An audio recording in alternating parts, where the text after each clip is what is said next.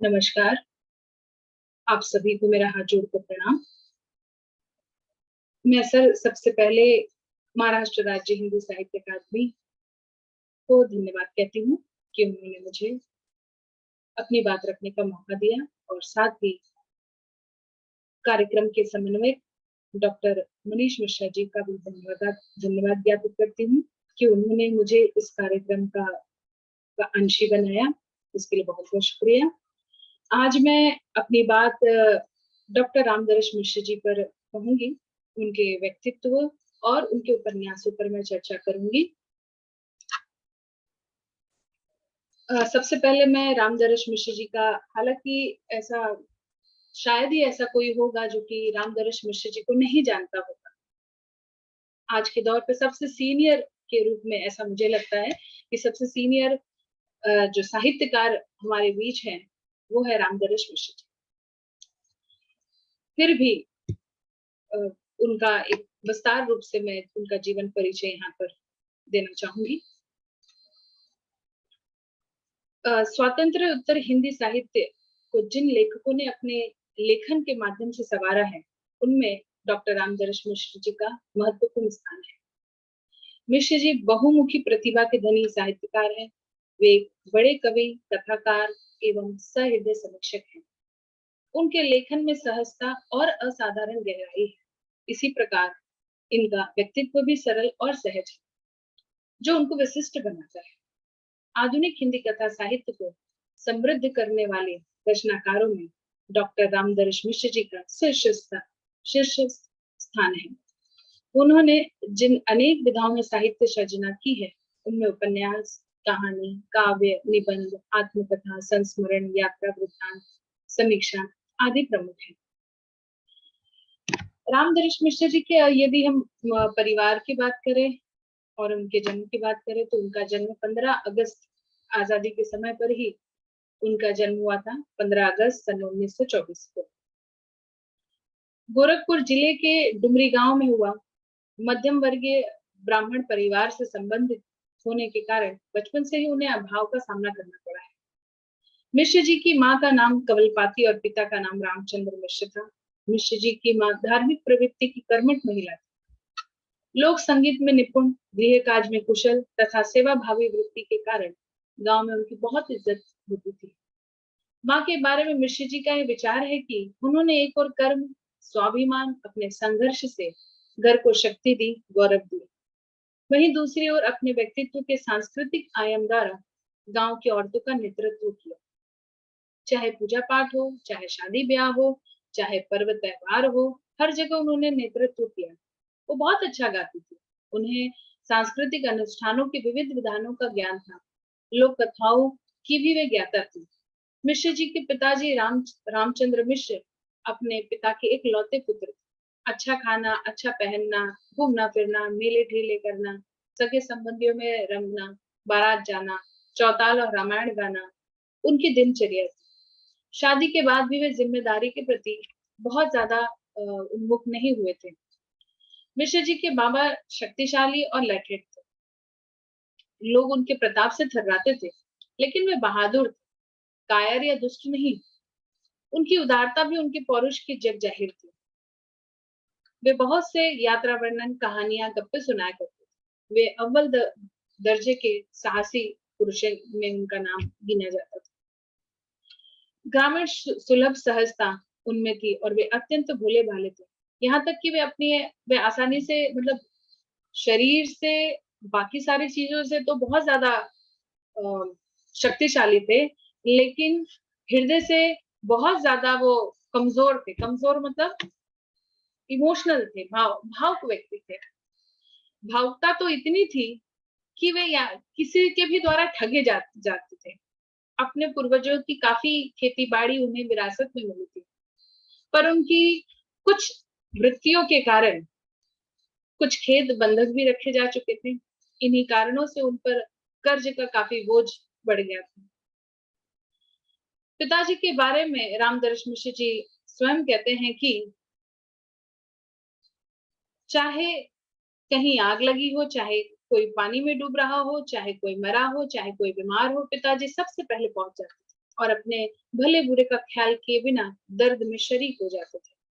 मिश्र जी के पिताजी अकेले और अभावग्रस्त होने के कारण दब्बू हो गए थे। उनके इसी अकर्मठ सैलानी और दब्बू स्वभाव से मां चिढ़ती थी। पिताजी के समय तक घर की दशा अच्छी न थी। अभाव के कारण न तो पढ़ाई अच्छी तरह से हो पा रही थी, न आत्मविश्वास ही आ पाया था। मिश्र जी के बड़े भाई का नाम राम अवध मिश्र है। अपने घर को गरीबी के अभिशाप से मुक्त कराने के लिए वे जीवन भर संघर्ष करते रहे। मेधावी छात्र होने पर भी मिडिल पास करने के बाद उन्हें नौकरी करनी पड़ी। उन्हीं के परिश्रम के बल पर ही घर आर्थिक अभाव से मुक्त हो पाया। वे सदैव सादगी से धरातल पर चलते रहे और अपने भाई बहनों के भविष्य को सुनिश्चित करने की जवाबदारी स्वयं कर ली। सबको नियंत्रित रखा, क्योंकि उन्हें भय था कि कहीं ये सभी पिता के समान शान शौकत गाने बजाने के शिकार न हो जाए। घर में उनका काफी रोब-दाब था। मिश्र जी के मझले भाई राम नवल मिश्र जी बड़े भाई से छिपकर गाते बजाते रहे, घूमते रहे, मेले भी देखते रहे। इस तरह पिता के संस्कार बड़े भाई की सतर्कता के बावजूद उनमें थोड़ा बहुत आ गया। मिश्र जी बड़े भाई की तुलना में से अधिक प्रभावित रहे, क्योंकि उन्होंने परिवार को गरीबी के दलदल से मुक्त कराया। बड़े भाई की तुलना में मझले भाई श्री राम नवल मिश्र ज्यादा रंगीन तबीयत कहे और लापरवाह भी कह सकते हैं थे।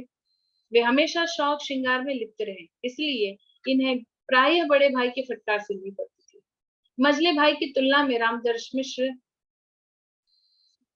उन सभी में तेज थे पढ़ने में, उनसे अधिक संतुलित और संयत थे। शौक श्रृंगार में भी उनकी ज्यादा रुचि नहीं थी, इसलिए भाई के कोप भाजन का जो शिकार था वो अधिकतर उनके बड़े भाई बनते थे। बड़े भाई की तुलना में मझले भाई ज्यादा रंगीन तबीयत और लापरवाह के भी थे, इसलिए उन्हें बड़े भाई से कई बार टकराना भी पड़ जाता था बात बात में। मिश्र जी को तो भाइयों से असीम प्यार मिला। उन्हें उन्हीं के प्रयास से उन्हें उच्च शिक्षा दिलाई और जीवन के उच्चतम लक्ष्य की ओर बढ़ने के लिए प्रेरित किया। सबसे बड़े आश्चर्य की बात तो यह है कि मिश्र जी के बड़े भाई स्वयं काव्य रसिक न होने पर भी मिश्र जी की कविताओं के बड़े बड़े चाव से सुनते सुनवाते थे और उन्हें प्रेरित भी करते थे। ये कहना अतिशयोक्ति नहीं होगा कि कवि और कथाकार के संस्कार मिश्र जी ने माँ और पिता से प्राप्त किए और उन्हें प्रेरित और प्रोत्साहित करने का काम भाई साहब ने किया। अगर हम वर्तमान समय की बात करें, तो वर्तमान समय में रामदरस मिश्र जी का भरा पूरा परिवार है। उनके कुल 5 बच्चे हैं, 2 लड़कियां और 3 लड़के। बड़े पुत्र का नाम हेमंत मिश्र है, जो नेशनल स्कूल ऑफ ड्रामा के विद्यार्थी रहे हैं। वे फिल्म और ड्रामा के अभिनेता हैं।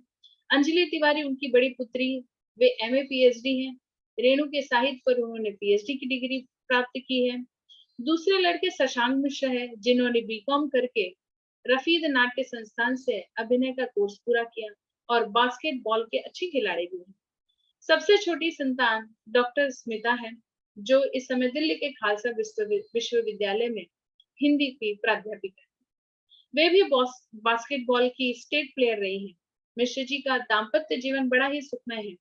उन्हें ऐसी पत्नी मिली जो कर्मठ और मानवीय संवेदना से युक्त है, जिसके नाते वे निश्चिंत होकर इतना कुछ लिख पढ़ सके और उनके मन में निरंतर स्नेह एवं संवेदना का भराव अनुभव होता रहा। वे अपने परिवार को जो एक देसी संस्कार देना चाहते थे, वे उसे देने में सफल हैं। यानी उनके बच्चे महानगर में रहते हुए भी आधुनिकतावाद की गफलत में नहीं फंसे और उनके परिवार में आधुनिकता का अकेलापन या अजनबीपन ऐसी चीजें नहीं है, एक अपनापन है। मिश्र जी का बाह्य जीवन जितना सीधा साधा एवं भोला भाला है, उतना ही मन निर्मल और पवित्र है। मन में कोई भ्रांति नहीं, कोई अहंमयता नहीं का भाव नहीं है। वे दूसरों से बड़ी सहृदयता के साथ मिलते हैं। किसी भी साहित्यिक रचना की भूरी भूरी प्रशंसा करते हैं, युगों को वे अनेक प्रकार से प्रोत्साहन देते हैं। मिश्र जी स्वभाव से अत्यंत भावुक और संकोची है। बचपन में ही भावुकता उनमें विद्यमान है। भावुकता ने उन्हें जहाँ थोड़ी सी बात में आहत हो उठने की कमजोरी दी है, वही उसने जीवन का रस भी दिया है। अभाव से भरे उनके बचपन में इतना उल्लास, इतनी उदामता कहाँ से आई? उन्हें लगता है उनकी भावुकता ने ही दी है। प्रकृति के सौंदर्य का रस यही ग्रहण करती थी। अपने भीतर बहुत कुछ जानना चाहते थे। शायद एक कविता बचपन से ही उनके भीतर थी, जो भावुकता का ही परिणाम थी। वह कई बार फूटने फूटने को हुई, लेकिन फूटी नहीं। भीतर ही भीतर गूंजती रही और फूटी जब दर्जा 6 में गए। उनकी खास विशेषता है कि भीड़ भाड़ में, सभा सोसाइटी में, मंच पर अपनी शक्ति का परिचय नहीं दे पाते। अकेले में निश्चिंत बैठकर सोचते हैं तो उनके भीतर की शक्ति उनसे संवाद करती है, और तब वे सोचते हैं कि भीड़ में पूछे गए प्रश्न का यदि यह उत्तर दिया होता तो कितना अच्छा रहा होता। लेकिन अवसर चूकने पर पछताने से क्या फायदा, और अवसर चूकते रहना उनकी नियति बन गई है। मिश्र जी की एक खास विशेषता यह भी है कि अपनी नियति और अनुभूति के विपरीत कोई कार्य नहीं करते हैं।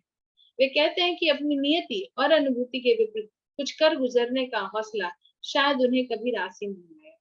जो रास आया और दूसरों को रास आने की खातिर करे, ऐसी जवामर्दी के कायल मिश्र जी नहीं।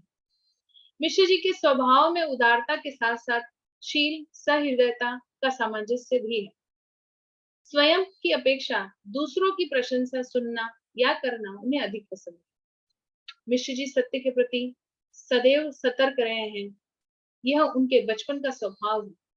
स्कूल में प्रवेश के समय जब उनकी गलत जन्म तिथि लिखाई गई, 31 जनवरी 1925, वे बार बार जोर देकर चिल्लाते रहे, लेकिन किसी ने उनके कहने पर ध्यान नहीं दिया। उन्हें बहुत अजीब लगा कि उनकी असली जन्म तिथि छोड़कर नकली जन्म तिथि लिखी गई थी।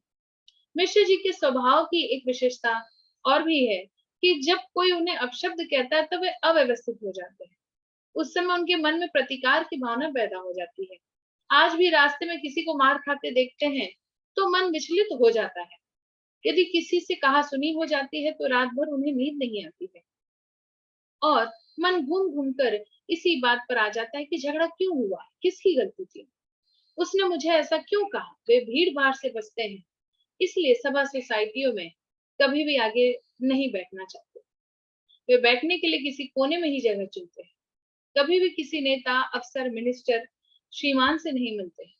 जहां वे स्वभाव का अनुभव करते हैं वही जाते हैं।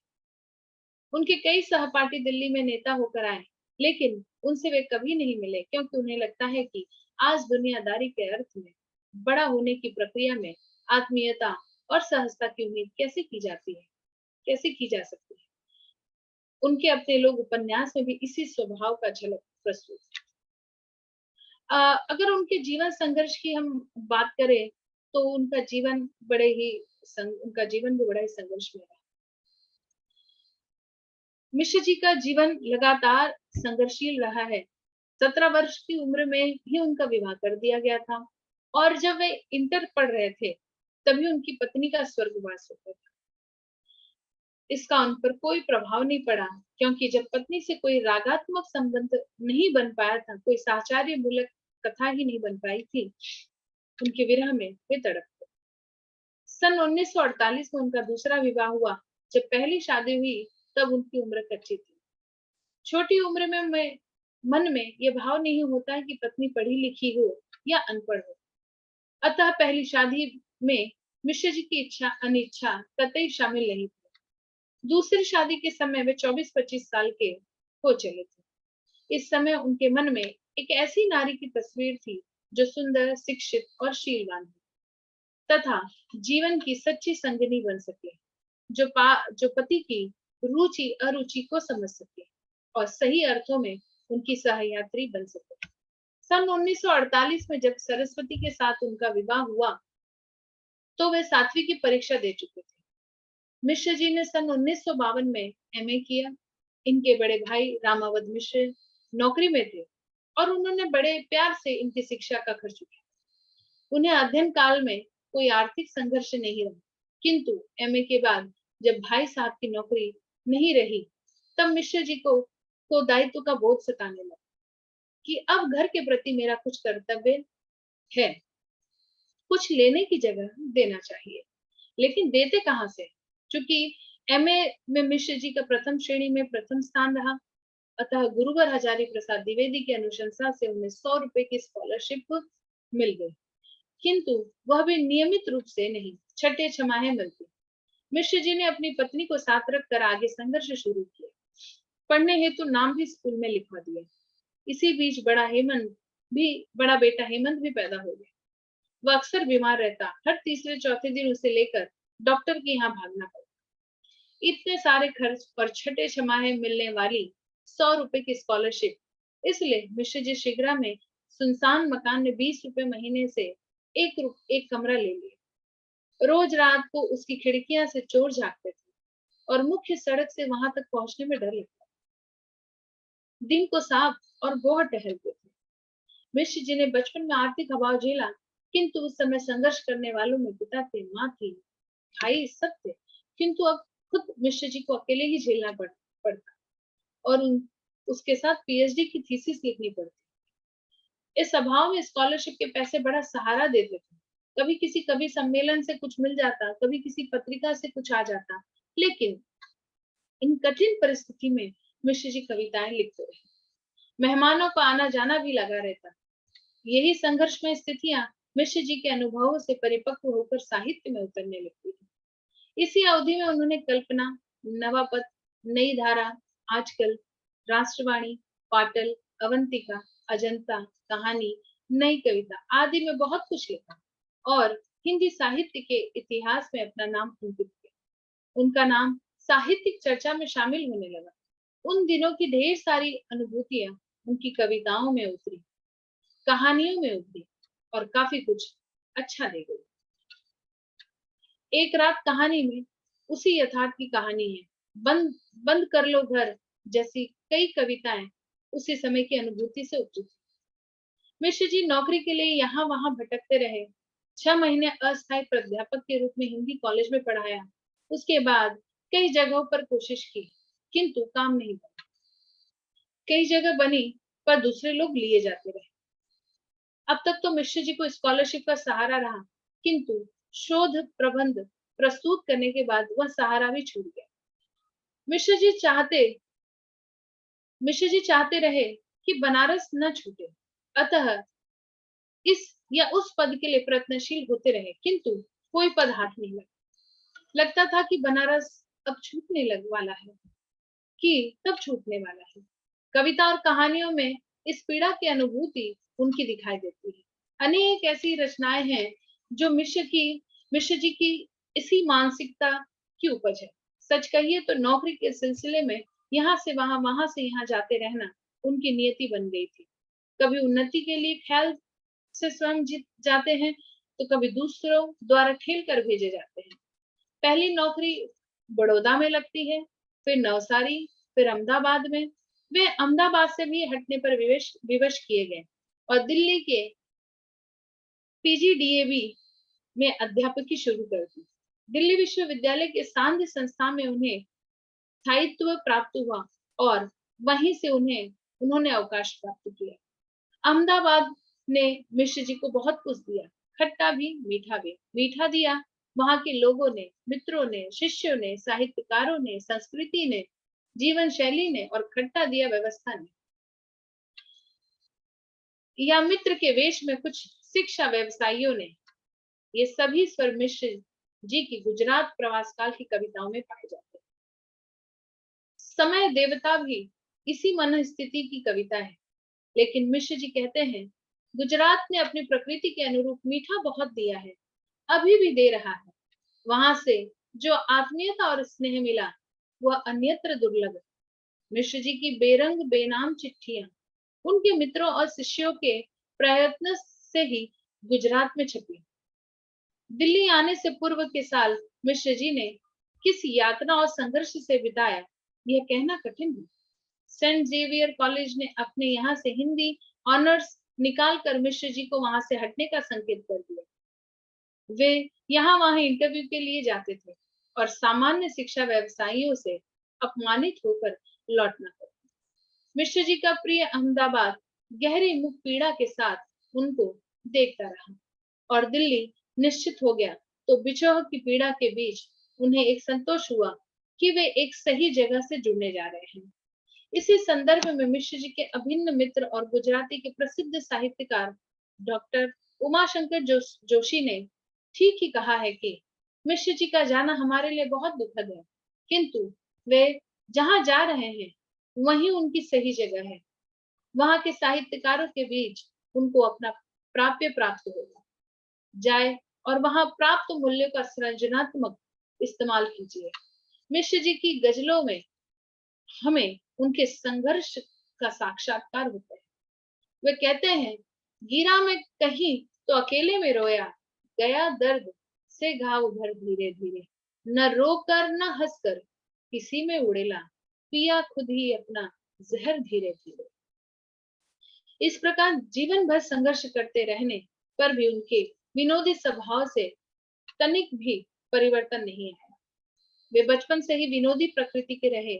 बचपन में बाजार, मेला आदि घूमने का शौक रहा। वे जब डरसी स्कूल में विशेष योग्यता की शिक्षा ले रहे थे, उस समय की एक घटना डरसी स्कूल के आचार्य पंडित राम गोपाल शुक्ल जी थे। पंडित जी अपने शिष्यों को मेलहा नहीं बनने देना चाहते थे, इसलिए बड़हलगंज के मेला में किसी को जाने की इजाजत नहीं थी। उसी समय तेरनापुर का मेला लगता है।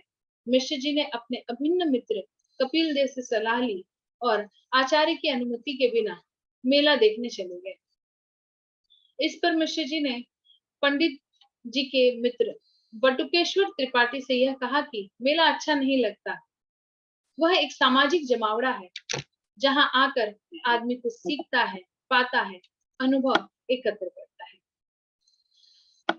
अगर उनके व्यवहार की बात करें तो रामदरस मिश्र जी ने कभी भी बड़ा होने का सपना नहीं देखा। उनका व्यक्तित्व ऐसे तमाम छोटे प्रसंगों से भरा है जिनसे एक संपूर्ण व्यक्ति को समझा जाना जा सकता है। वे स्वयं मानते हैं, हाँ, मैंने बड़े सुख की कामना में अपने को लहूलुहान नहीं करता। छोटे छोटे सुखों का अपना उजास होता है। वे जीवन के सुख को भी परिभाषित करते हैं। भौतिक सुख सुविधाओं से संपन्न जीवन ही सच्चा जीवन नहीं है, बल्कि छोटा ही सही। किंतु सबसे बड़ा सुख यह होता है कि जीवन अपने मन से जिया जाए, चाहे वो साहित्यिक जीवन हो, सामाजिक या पारिवारिक जीवन। बड़े बड़े ग्रंथों में कला और साहित्य का ज्ञान तथा उनके प्रति रसिक भाव मानव के लिए बहुत अच्छा माना गया है। यहाँ तक कि साहित्य, संगीत और कला विहीन मनुष्य को बिना सींग पूंछ का पशु तक कह दिया गया। परंतु रामदरस मिश्र इससे सहमत नहीं है। उनके अनुसार और सुख का स्रोत साहित्य हो तो नहीं, जीवन की तमाम संदर्भ है, तमाम वस्तुएं हैं, तमाम क्रियाएं हैं, तमाम लोग हैं, जहां से सुख की छोटी छोटी धाराएं निरंतर फूटती रहती है। और सुख का सबसे बड़ा कारक तो अपना मन होता है ना। रामदरस मिश्र जी के तमाम संदर्भों को मूल्य आधारित ही देखना परखना चाहते हैं। जहां मूल्य नहीं, वहां सब कुछ होते हुए भी सब बेकार है। जहां से कुछ प्राप्त हुआ, अगर उसके प्रति कृतज्ञता का भाव न हो तो वह भी कोई बात हो। आज के समाज में ढेर सारे ऐसे लोग हैं जो या तो बड़ी जगहों पर, पदों पर आसीन हैं, परंतु जिसके माध्यम से वहां तक पहुंचते हैं उसका नाम तक लेना श्रेयस्कर नहीं समझते, या फिर सीढ़ी की तो दूसरी तरह को अपने को इस्तेमाल करना, ऊंचाई पर पहुंचते उसे नीचे गिरा देने में ही अपनी बड़ाई समझते। रामदरस मिश्र की मान्यता है कि पाने का बोध बड़ी चीज है। बहुत से लोग बहुत कुछ पा जाते हैं, किंतु वह बोल नहीं पाते, जो उनके मन को कृतज्ञ बनाए और मनुष्यता के प्रति संवेदनशील बनाए रखे। एक संवेदनशील मनुष्य एक रचनाकार और समाज के प्रति तथा अपने प्रति सचेत व्यक्ति को भी यही खासियत होती है कि वह जीवन के छोटे छोटे संदर्भों, घटनाओं को जीकर स्वयं को बड़ा बना लेता है, बड़ा साबित कर देता है। वे कहते हैं, हाँ, मैं कोशिश करता हूँ कि मेरा बोध जगा रहे। ऐसी ऐसी छोटी-छोटी घटनाओं और प्रसंगों के प्रति मिश्र जी का रचनाकार अपने जुड़ाव को बड़े गहरे से महसूस करता है। वह जिससे जुड़ गया, उससे मुक्त होने की कामना उसमें नहीं। यही कारण है कि वे आज के गांव की उस पगडंडी पर चलने को तरस जाते हैं। शहर में रहते हुए मिश्र जी को कई वर्ष हो गए, किंतु वह गांव उनसे छूटा नहीं। उन्हें लगातार बुलाता ही रहता है और आज भी बुलाता है। मिश्र जी ने जीवन में क्षिप्र गति को विशेष महत्व दिया है। धीमे धीमे लगातार चलते रहने से भी मंजिल प्राप्त हो जाती है। तेज गति से दौड़कर कहीं पहुंचना और रास्ते को बराबर देख भी नहीं पाना, यह कहाँ का न्याय है। हो सकता है कि चूंकि उन्हें सभी चीज देर से प्राप्त हुई, इसलिए उनकी धारणा ऐसी बनी हो, लेकिन वे किसी से छिपाने का प्रयास नहीं करते। कई बार तो ऐसा लगता है कि जैसे वे उसको बड़ी ही जिंदा दिली के साथ उसे बांटना चाहते हैं। वैसे देर से पहुंचना मेरी नियति बन गया है। दुनिया में आया तो अपने सारे भाई बहनों के बाद आया। वो ऐसा कहते हैं, बस एक बहन जरूर मेरे पीछे पीछे चली आई। शिक्षा यात्रा के पथ पर चलने लगा तो आगे के रास्ते दिखाई नहीं पड़ते थे, और इस तरह चलते चलते उन्होंने कई साल 28 साल में एमए पास किया और 32 वर्ष में पहली नौकरी लगी। 48वें वर्ष में रीडर हुए और 60वें वर्ष में प्रोफेसर। लेकिन मेरे मन को कभी शिकायत ही नहीं हुई यहाँ वहां देर से पहुंचने की। यही नहीं, उन्होंने अपनी यायावरी को अपनी जिंदगी का अहम हिस्सा माना। भटकते हुए भी अपनों को, अपने रिश्तों को जोड़कर रखना उन्होंने ज्यादा महत्वपूर्ण माना। उन्हीं के शब्दों में वो कहते हैं कि भटक रहा खाना बदोश सा, आज यहाँ कब वहां, छोड़ जानी पहचानी हुई बस्तियां, रोज बसाता घर, घर रोज छूट जाता है, जो ही जुड़ा वहीं से क्षण भर रिश्ता हाय टूट जाता है।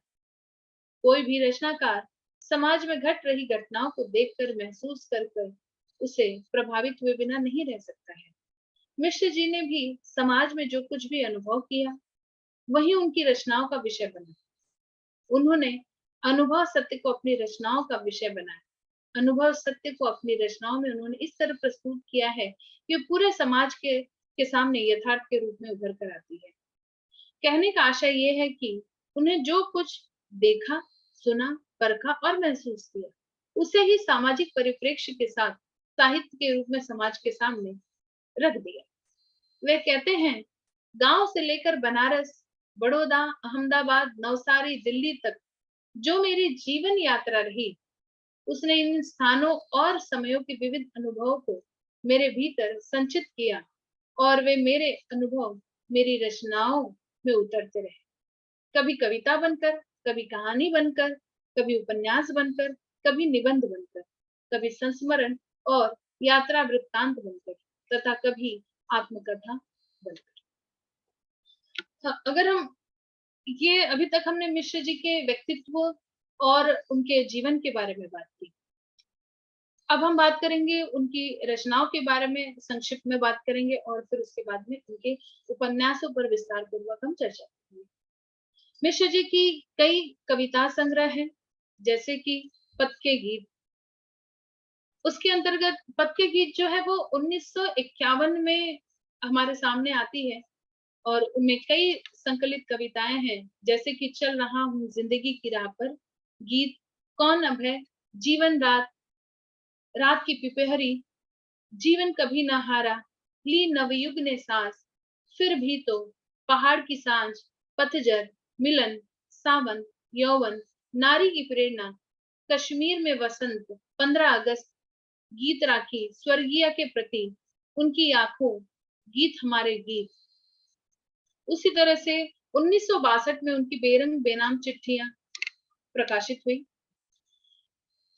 इसके अंतर्गत भी कई कविताएं जो है संकलित की गई हैं, जिसमें बेरंग बेनाम चिट्ठियां, गुलमोहर के फूल सा एक दिन, उपलब्धियां, आत्मशोध, शरद के बादल, रात और सुबह, सहयात्री, 33वीं वर्षगांठ पर बंद कर लो द्वार, ओ नए शरद प्रवाह, आज तुम बिन। बहुत सारी ऐसी कविताएं हैं जो कि बेरंग बेनाम चिट्ठियां के अंतर्गत संकलित की गई है।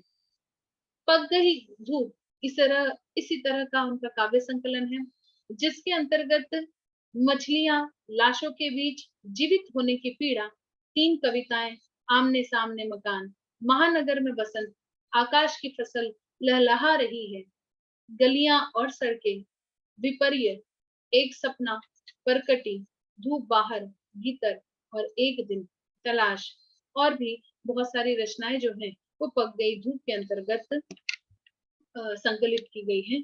इसी तरह से जुलूस कहाँ जा रहा है, आग कुछ नहीं बोलती, बारिश में भीगते बच्चे, ऐसे तमाम, आम के पत्ते, कई ऐसी काव्य संकलन है जो कि हमारे सामने आई है। रामदर्श मिश्र जी की और भी कई अन्य कविताएं हैं, जैसे कि आम के पत्ते, चांद, बोझ बड़ा भारी है, बार बार बांसुरी और मेरे अबोध, ओ बादल ओ जलाधर परदेश में, खिड़कियां मन की खुली खुली चाहिए, घर धूप की प्रतिमा, अंधेरी घाटियों के गीत, वर्षा के बाद की एक शाम, कौन हवा बही, घर हुआ खाली, दर्द ओ पिया। इसी तरह से रामदर्श मिश्र जी की कई ढेर सारी कविताएं, कहानियां हमारे सामने हैं, जिसको हम लगातार पढ़ते आ रहे हैं। आज भी रामदर्श मिश्र जी लिख रहे हैं। जिस विषय पर मैं विस्तार से चर्चा करने वाली हूँ वो है रामदर्श मिश्र जी का उपन्यास। रामदर्श मिश्र जी के जो उपन्यास है वो 12 से अधिक हैं, जिसके अंतर्गत जल टूटता हुआ और पानी के प्राचीर, साथ ही आकाश, सूखता हुआ तालाब और ढेर सारी उपन्यास हैं जिस पर हम चर्चा करेंगे। रामदर्श मिश्र जी के यदि हम उपन्यास की बात करें तो रामदर्श मिश्र जी के उपन्यास आधुनिक साहित्य जगत में अपना बेजोड़ स्थान रखते हैं। जीवन के भोगे हुए यथार्थ का विराट रूप इन रचनाओं में दृष्टिगोचर होता है। यही कारण है कि इनमें मानव मन की आशाओं, आकांक्षाओं, स्वीकृति, अस्वीकृति के भाव का जीवंत चित्रण हुआ है। मिश्र जी ने अपनी लेखनी के माध्यम से यहाँ शोषित पीड़ित मनुष्य को उसके भीतरी शक्ति का बोध कराया और आत्मविश्वास जगाकर उसे जीवन संघर्ष के लिए तैयार किया। प्रगतिशील सांस्कृतिक विरासत के प्रति लेखक के मन में अगाध निष्ठा और इसे मिश्र जी के औपन्यासिक कृतियों की राह में गुजरते हुए बड़ी आसानी से समझा जा सकता है।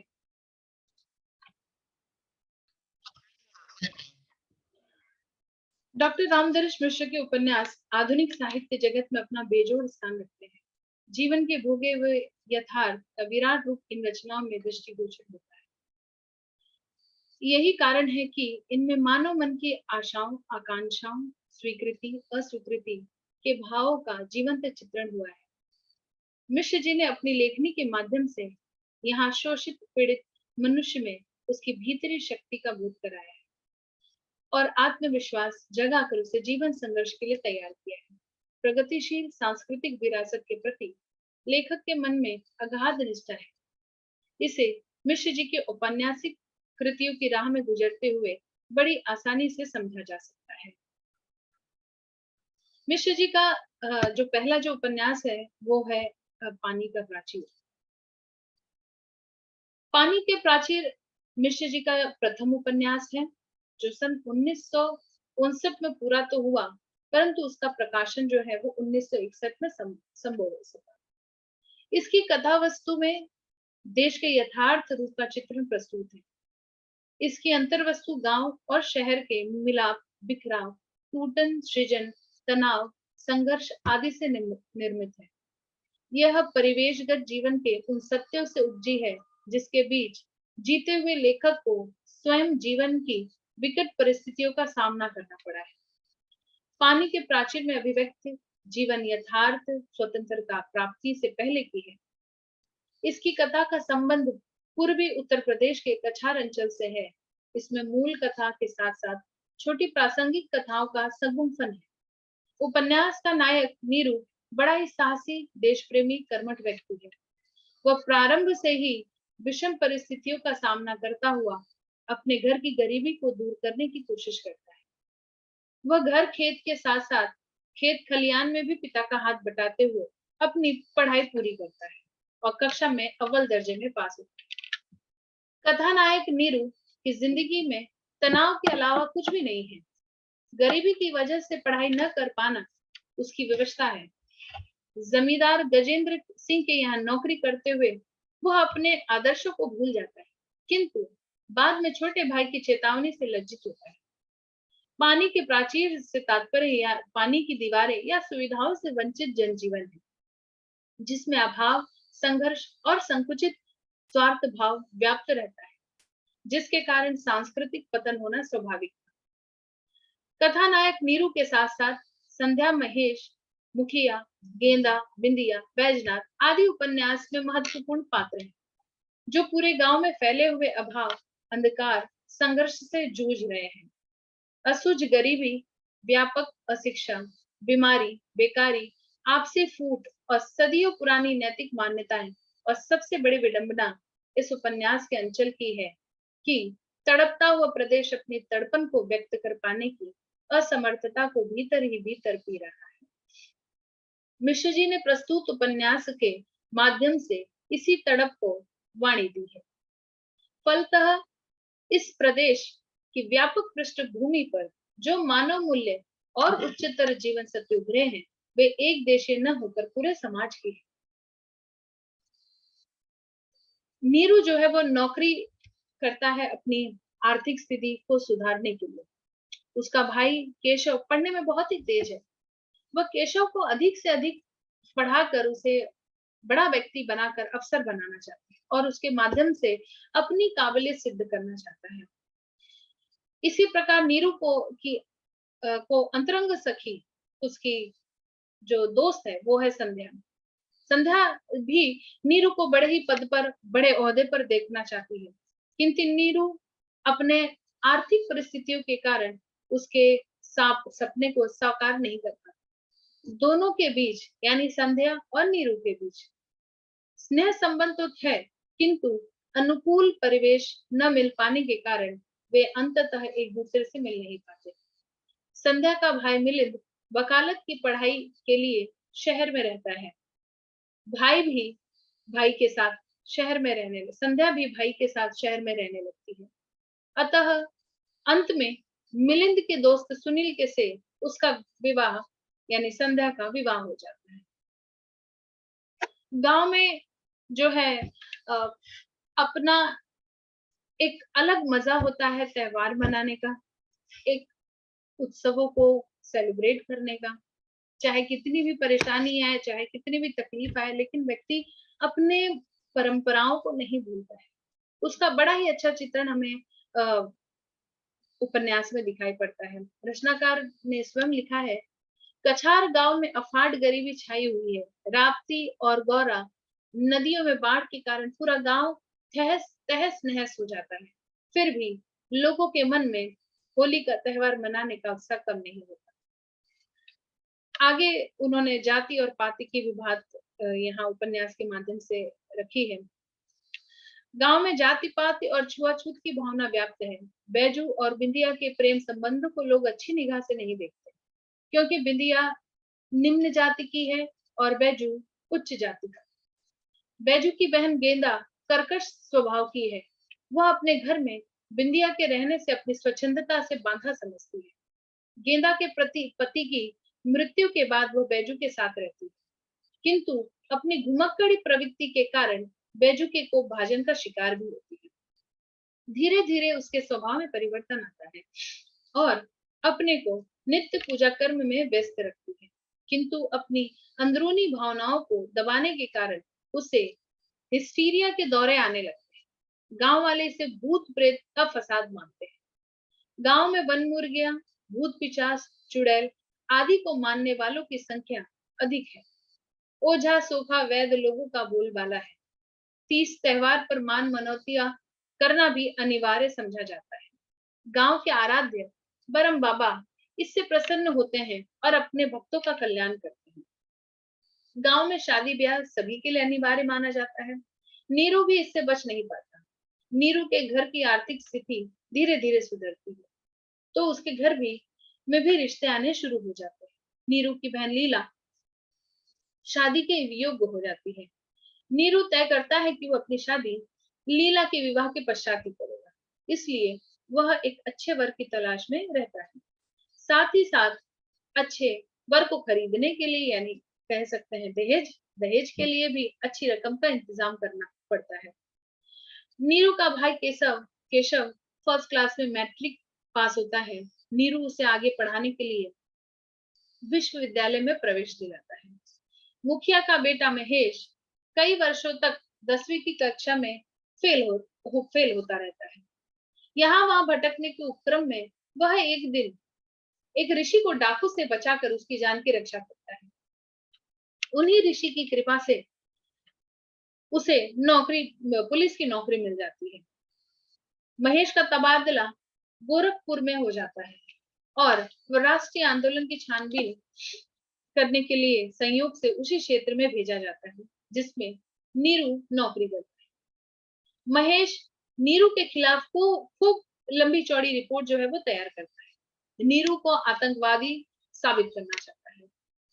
वह राजनीतिक दृष्टिकोण स्वतंत्रता पूर्व के युवकों का है, जो स्वार्थ सिद्धि के लिए दूसरों का हित करने में बिल्कुल नहीं हिचकते। इस प्रकार ग्रामीण समाज से दया, ममता, करुणा आदि सूखते जा रहे हैं।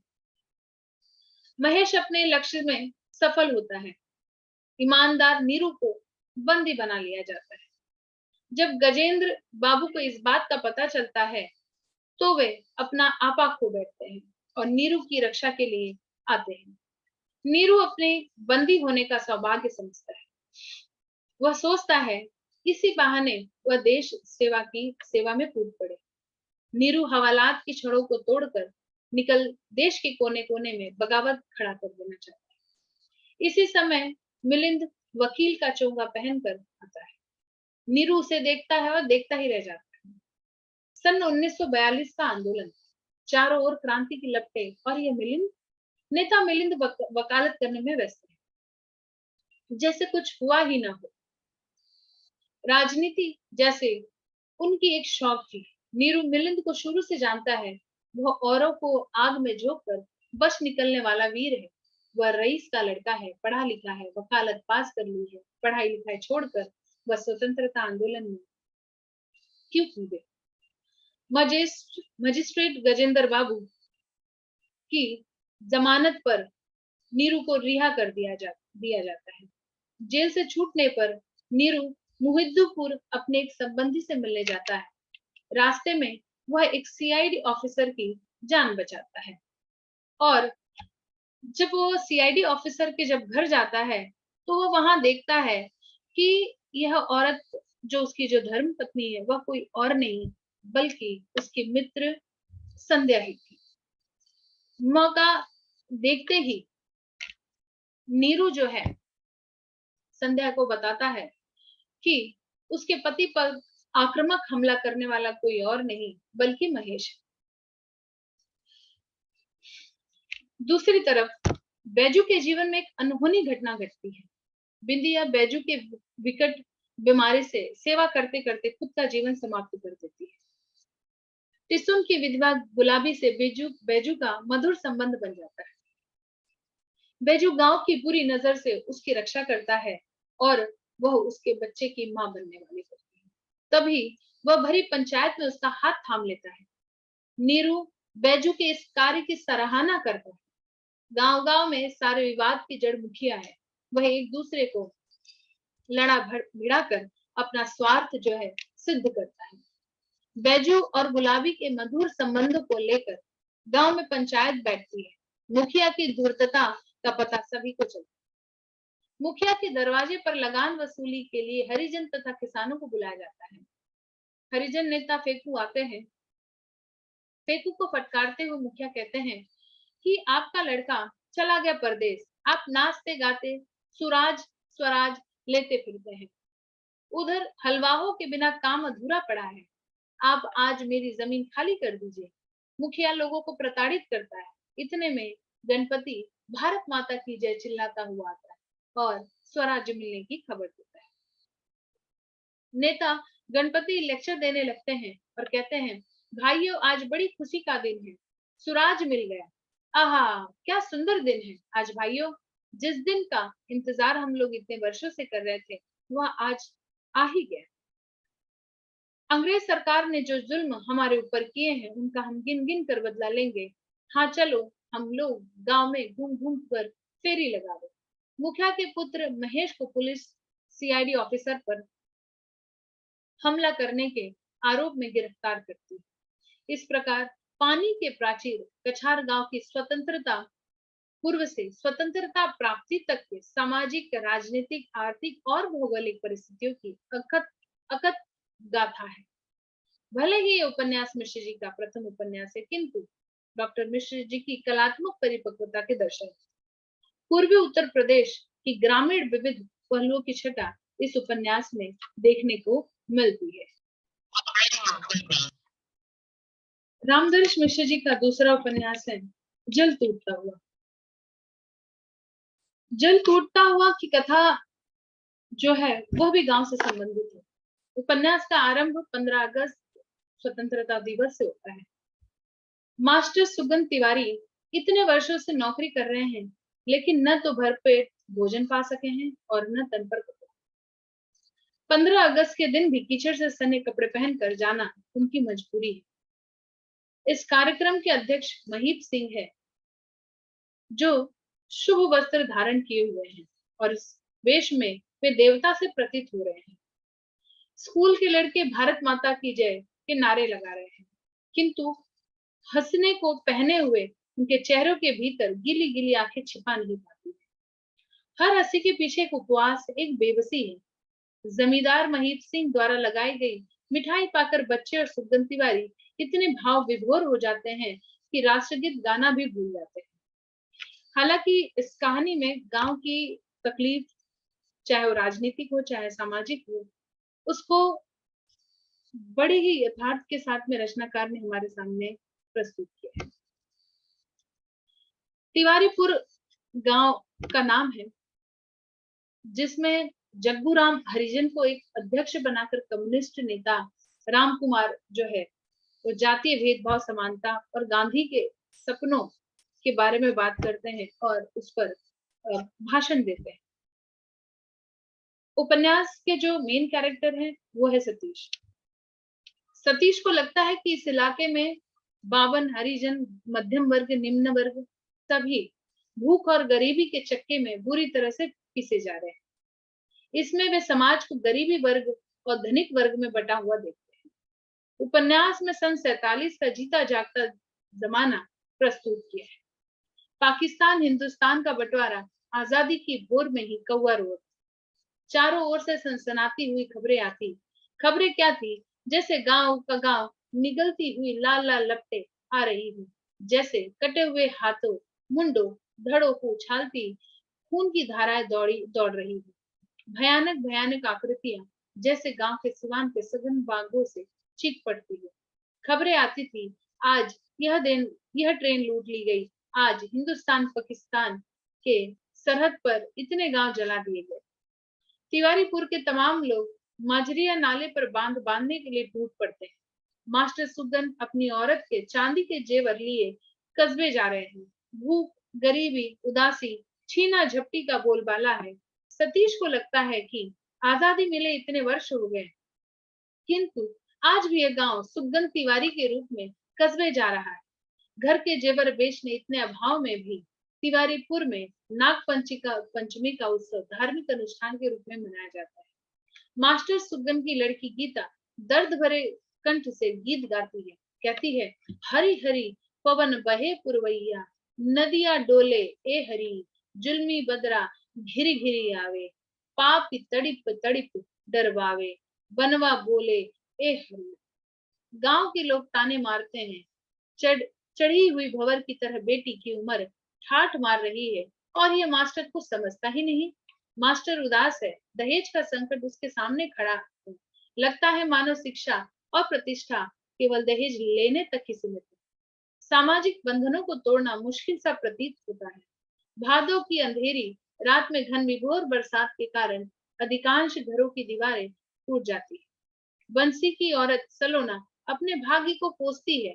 उसकी छोटी को गेहूं सांप सूंघ लेता है। गांव के बनवारी बाबा मंत्र पढ़कर सांप सांप का विष उतारना चाहते हैं, किंतु मंत्र विद्या से लड़की को नहीं बचा पाते। माँ की मर्म बेदी चित्कार, उजले उजले फेन उगलती हुई बाढ़ की लौटती लहरों और लहरों पर बहती एक नन्ही लाश। हाँ, तिवारीपुर में सुबह हो गई। बनवारी बाबा अपने भाई धनपाल से हमेशा ही डरते रहे। बड़े भाई धनपाल के कहने पर वे अपनी पत्नी को कोसते हैं, मारते हैं। दोनों परिवार के टूटने बिखरने के कारण उनके संबंधों में बदलाव का स्वरूप नजर आता है। राम कुमार और बंसी दोनों में भेदभाव बढ़ता जाता है। एक ही घर में रहते हुए दोनों भाइयों में भी अमीर और गरीब बाप की उपस्थिति है। अभाव तथा भूख को सहते हुए राम कुमार एमए तक शिक्षा प्राप्त करते हैं और कस्बे में नौकरी पर लग जाते हैं। उसकी कोशिश है कि उसका परिवार ऊंचा उठे। सतीश अपने अतीत के बारे में सोचता है कि उसका परिवार एक जमाने में खुशहाल जमींदार परिवार रहा है। धीरे धीरे टूटता टूट गया।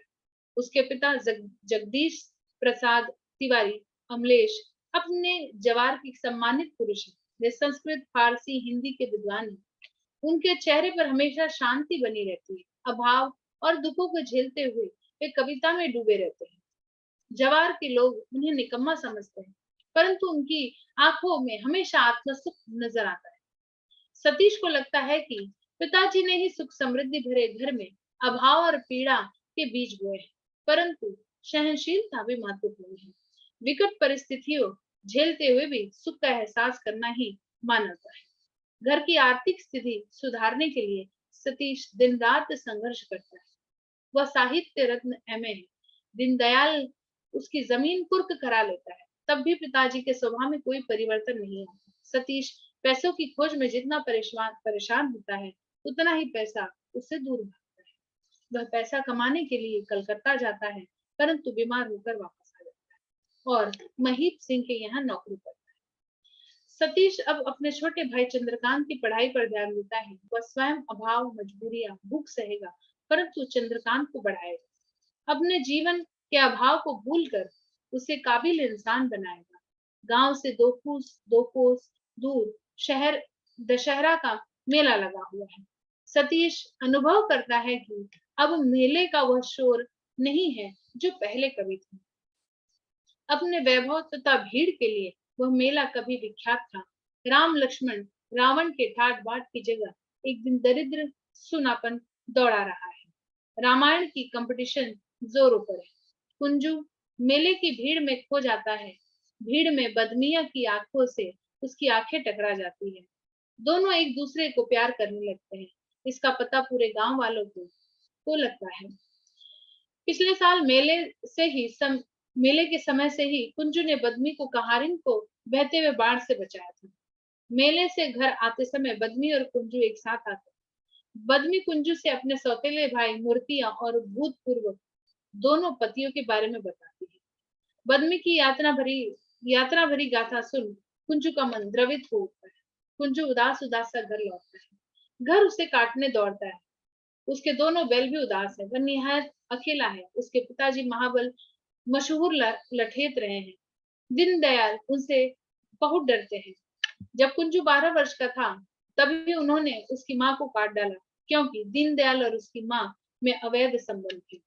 माँ मर गई, दीनदयाल बच गए।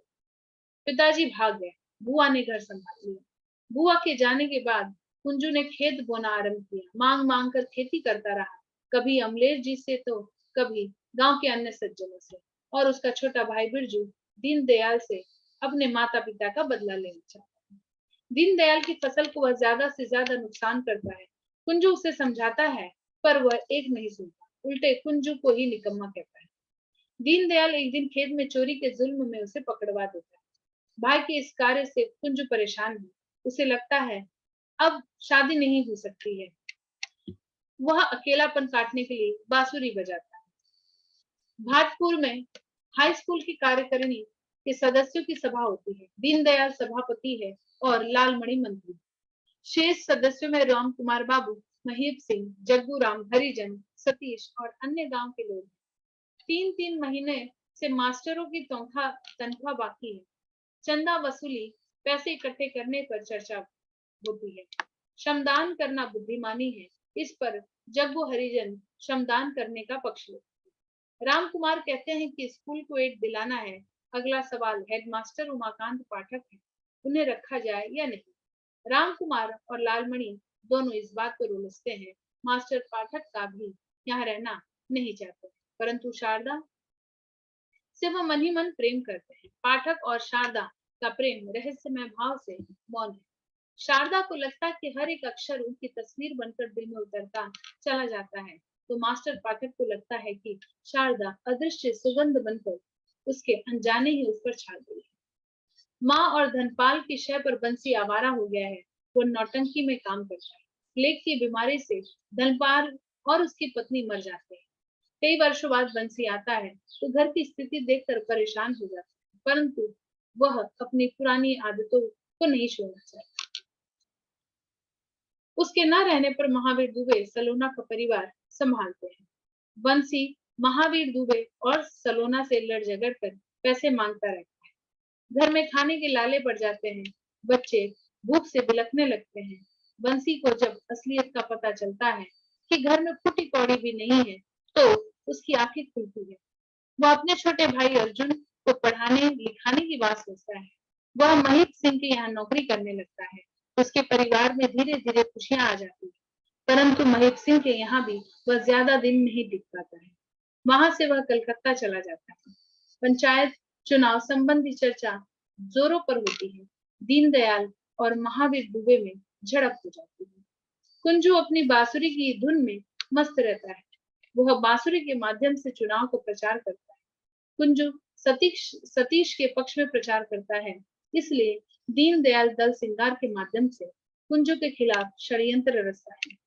कुंजू की झोपड़ी के पास जाकर दल सिंगार कहता है कि बदनी को सांप ने काटा है, हम ओझा लेने जा रहे हैं। ऐसा झूठ बोलकर वह भाग जाता है। कुंजू परेशान होकर बदनी के घर पहुंचता है। अनायास मिलन की घड़ी में खुशी के मारे दोनों हाथ में लगते, दोनों अभिभूत होते हैं। कुंजू और बदनी दोनों सुबह के उजाले में पकड़ लिए जाते हैं, लेकिन सतीश और राम कुमार दरोगा से मिलकर दोनों को छुड़ा देते हैं। दीनदयाल और दल सिंगार का झूठ दरोगा के चेहरे को भी धुआं कर देता है। दीनदयाल का चुनावी हथकंडा काम नहीं आता। वे निराश होकर लौटते। पिताजी के इन कारनामों से शारदा का दिल दहल जाता है। वह कुंजू और बदमी की बदनामी पर दुखी होती है। उसे इस बात का ज्यादा दुख है कि यह सब उसके पिता दीनदयाल ने किया है। कुंजू और बदमी की घटना से सारा गांव हिल जाता है। राम कुमार, सतीश, पेकू बाबा, जग्गू हरिजन, झिलमिल तेली, रघुनाथ इस चुनावी रणनीति पर सोचते हैं, तो दूसरे दीनदयाल दल सिंह, महीप सिंह आदि लोग सतीश के विरुद्ध षड्यंत्र रचते हैं। अमलेश जी सतीश से कहते हैं कि यदि शिक्षा की कमी न होती तो गांव स्वर्ग बन जाता। दीनदयाल चुनाव स्थल पर मतदाताओं को रिझाने के लिए मिठाई की दुकान खुलवा देते हैं। शाम को चुनाव परिणाम घोषित होते हैं, जिसमें रघुनाथ सभापति तथा सतीश, राम कुमार, जग्गू हरिजन, झिलमिल तेली, मास्टर सुगन, दीनदयाल ग्राम पंचायत के सदस्य चुने जाते हैं। फागुन की मस्ती में चुनाव का तनाव कम होता है।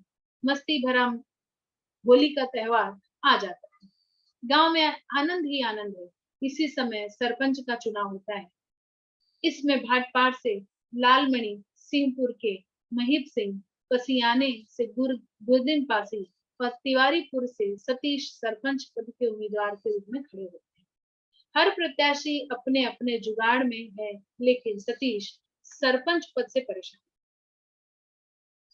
और उन्हें सतीश को सरपंच के पद के लिए विजय भी घोषित किया जाता है। सतीश भले ही अपने पद से खुश रहे, क्योंकि उसे ऐसा लगता है कि वह गांव में परिवर्तन लाएगा। लेकिन आए दिन सतीश पर हमले होते हैं, जिसके कारण उसकी जो पत्नी है, सतीश की पत्नी बसंती, वह इस पद से परेशान हो जाती है, क्योंकि गांव के लोग न्याय अन्याय का फैसला सुनने को तैयार नहीं है और आए दिन सरपंच पर कत्ल के मौके जो है वो ढूंढे जाते हैं। सतीश सरपंच की हैसियत से एक मुकदमे में महेप सिंह के खिलाफ सम्मन जारी कर राम कुमार सतीश को समझाता है कि बड़े आदमी से दुश्मनी मोल मत लो। राम कुमार से सतीश कहता है कि न्याय के लिए महीप सिंह क्या, ईश्वर से लड़ जाऊंगा। फैसला महीप सिंह के खिलाफ होता है। 40 रुपए का जुर्माना किया जाता है। यदि इस प्रकार गांव टूट रहा है तो नया गांव बन भी रहा है। सतीश के खेत पर महीप सिंह कब्जा कर लेता है। चंद्रकांता एमए चंद्रकांत एमए प्रथम श्रेणी में पास करता है और इससे सतीश खुश हो जाता है कि उसका भाई एक दिन जरूर नाम कमाएगा। आधा आषाढ़ बीत जाता है। वर्षों की कोई आस नहीं है। सतीश बादलों की ओर देखकर कहता है कि धरती प्यासी है, जीवन प्यासा है, गांव प्यासा है, उसका घर प्यासा है। भूजा पर सारा गांव एक वक्त निकाल रहा है। बदमी के पास भूजा बुझाने कुंजू आता है। कुंजू की बेरुखी और बदनामी से वो परेशान है। मिलने जुलने से और जी जलता है और न मिलो तो दिल चिल्लाता है। ठंडी हवा चलने लगती है। अचानक बरसात हो जाती है। तपी धरती के अंग अंग से भाप निकलती है। दोनों बारिश से बचने के लिए भागते हैं। कुंजू के घर में बदमी आ जाती है। दोनों में मौन छा जाता है। समर्पण का आलोना कसा आंखों ही आंखों में काफी हद तक आगे बढ़ जाता है।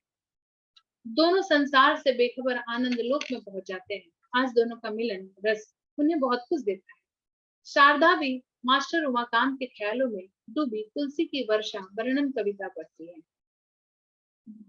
वर्षा काले काल मेघ नभ छाए, गर्जत लागत परम सुहाए, घन घमंड नभ गर्जत घोरा, प्रियाहीन डरपत मन मोरा। इसी बीच चकबंदी का काम शुरू होता है।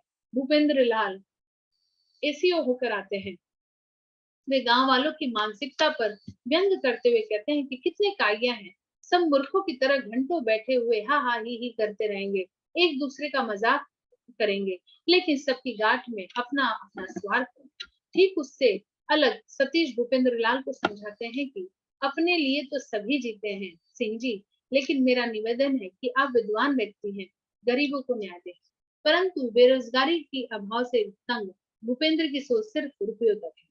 वह हर हालात में रुपया चाहता है। लोगों से गुमनाम शिकायतें भेज उसका तबादला करा देते हैं।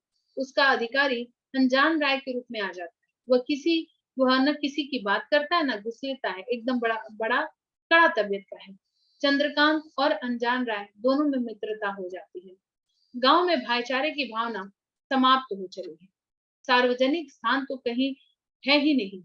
अनजान राय सभी गांव वालों की जमीन का थोड़ा थोड़ा हिस्सा काट कर सार्वजनिक चारागाह, खेल के मैदान आदि बनाने की योजना बनाते हैं, परंतु गांव वाले इसका भी विद्रोह करते हैं।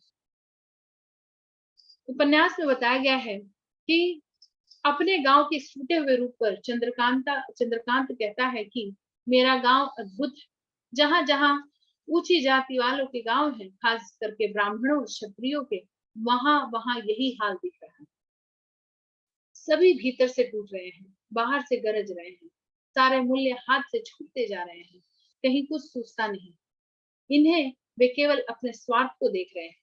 शहरों से बदतर हो गए हैं। नीचता, पुण्य झगड़े, टंटे, लूटपाट, मारपीट, फूका फाकी, चुगली, निंदा, यही तो गांव में रह गया है। रघुनाथ और फेकू बाबा में भी मटर के खेत के कारण झगड़े शुरू हो जाते हैं। सतीश पंचायत में उन्हें दंड भरने के लिए कहता है। बदमी गर्भवती हो जाती है। उसका सौतेला भाई मूर्तिया उसे मार मार कर पूछता है, किंतु वह किसी की बात नहीं सुनता।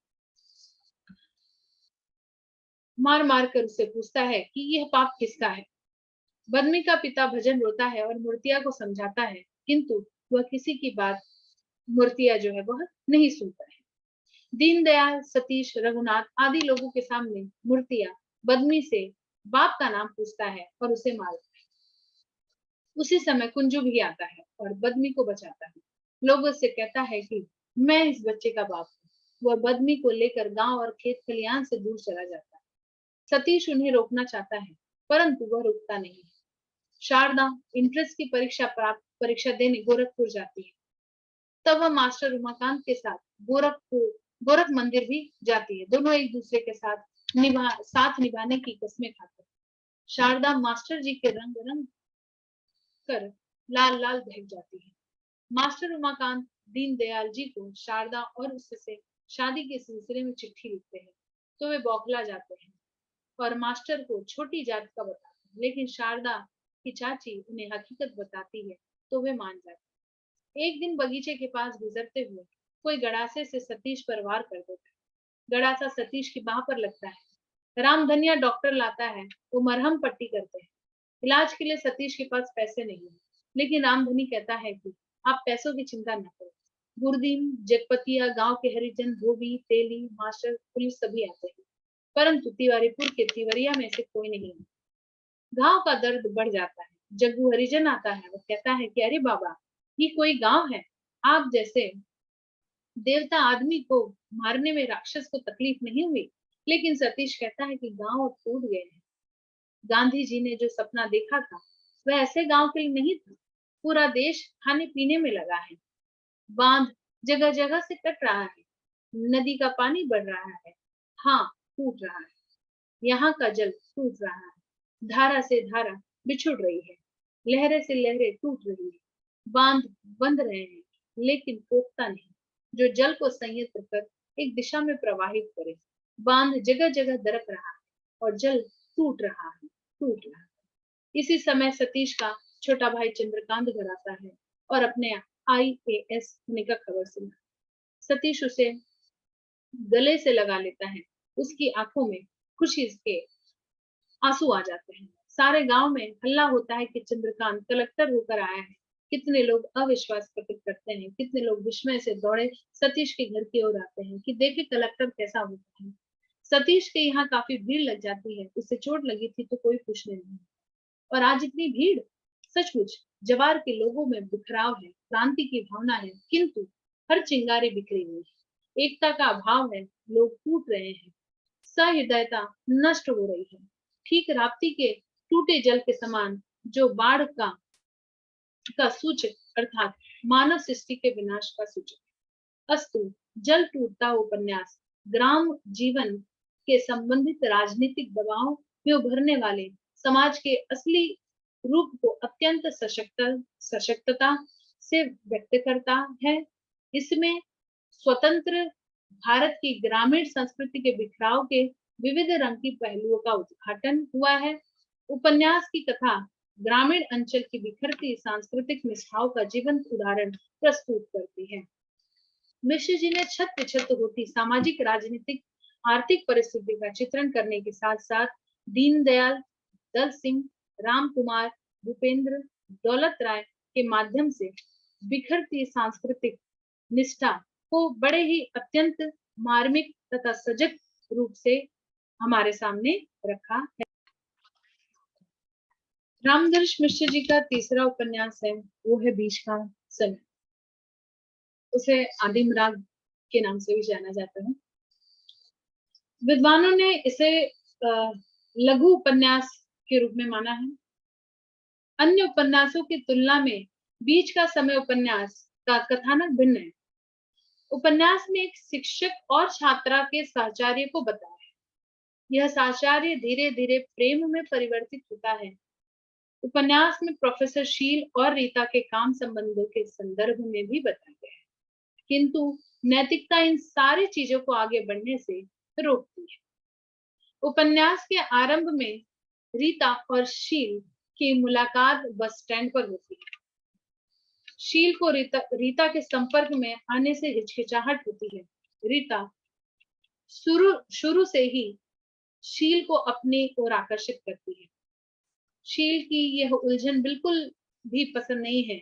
शील के शब्दों में, सांप के मस्तक पर चिपकती कौड़ी की तरह मुझे पकड़े पकड़े घूम रही है और मैं चाहते हुए भी नहीं छूट पा रहा। शील भले ही रीता के निकट आता है, किंतु उसको अपनी जिम्मेदारियों एवं कर्तव्यों का बोध होता है। वह सोचता है कि जो वह कर रहा है वह सही नहीं है। वह एक शादीशुदा व्यक्ति है। भले ही उसे अपनी बीवी की स्मृतियों से भी घृणा आ जाती है, किंतु वह अपनी जिम्मेदारियों को नकारता नहीं। शील अपनी बीवी को गांव छोड़कर कई कई सालों तक गांव नहीं जाता। वास्तव में शील केवल अकेलेपन का शिकार है। उसे केवल एक साथी चाहिए। रीता भावनात्मक स्तर पर पहुंचकर शील के बारे में सोचती है। उसे शील का साथ तो चाहिए, किंतु कहीं न कहीं उसे हिचकिचाहट भी महसूस होती है। शील अपने कमजोरियों व दुर्बलताओं को भली भांति जानता है, इसलिए रीता को चाहकर भी नहीं अपना सकता। मिश्र जी ने उपन्यास के माध्यम से उदात्त प्रेम का वर्णन किया है। वे कहना चाहते हैं कि जो काम भावना के शिकार होते हैं, उनकी मर्यादाएं उन्हें गलत काम करने से रोकती है। उपन्यास में अन्य बातों के साथ ही गुजरात की आधुनिकता के बारे में भी बताया है। लड़की होने के बावजूद रीता को काफी स्वतंत्रता प्राप्त है। गुजरात शहर में रहने के कारण वह एक स्वच्छंद आधुनिक नारी के रूप में उपन्यास में चित्रित की गई है। इस उपन्यास की तरह मिश्र जी के अन्य उपन्यासों में भी प्रेम का उदात्त रूप ही चित्रित किया गया है।